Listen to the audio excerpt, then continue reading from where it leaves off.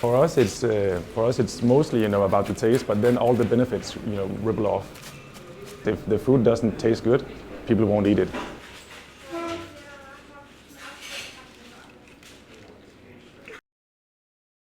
Only 3% of Danes follow a vegetarian diet. Even less than this are vegan.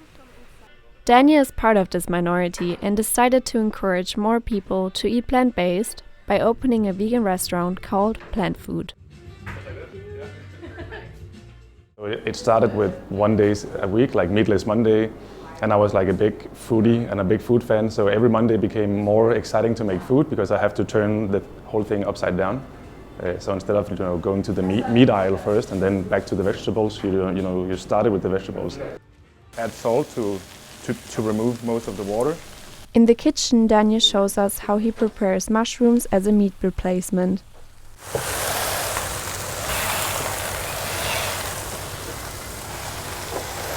We have one meat replacement for us. We actually love to cook more with vegetables than meat replacement, but we use a meat replacement for the burger because to make a vegan patty is you can make flavorful vegan patties, but the consistency is the key. So in a burger, it cannot be too smushy. Already back then and even before, you heard about how much food impact your daily life and impact your CO2 footprint. And then the last layer, if it's good for you and good for the planet, then it's a bit, sad to do the stuff we do with animals right now. Besides Daniel, his employee, Martin, also shares the same values. Martin has been vegan for 3 years and has worked at Plant Food ever since.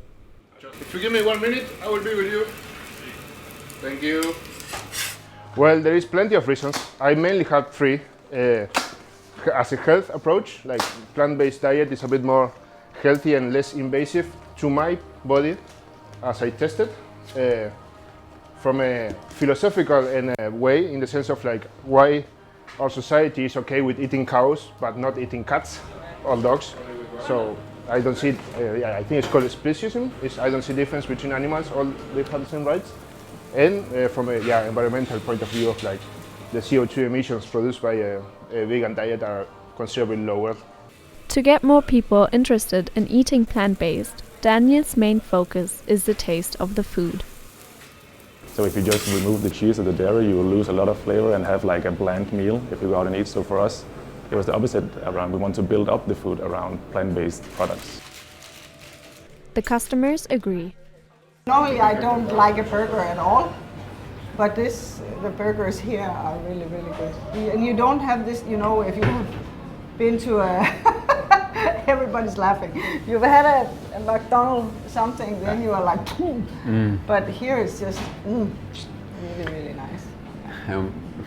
We brought one of our friends here also, and we all agreed, well, you wouldn't be able to taste the difference. Mette and Lars are not vegan, but they are trying to cut down on their meat consumption. However, this is not the case for all of Denmark. According to Danish statistics, the total meat consumption in Denmark is not declining. However, Daniel chooses not to point fingers. For me, pointing fingers is creating more of a gap between people. So instead of saying, don't eat this, I would rather show the plant-based section here. So like I talked to earlier, now it's much more easier to catch a plant-based product in the supermarket right at the aisle. So instead of focus on the negative spot right here, I would rather focus on the more positive spot that you can go in a normal supermarket and get all the products you want. Plant Food focuses on using as many local ingredients as possible.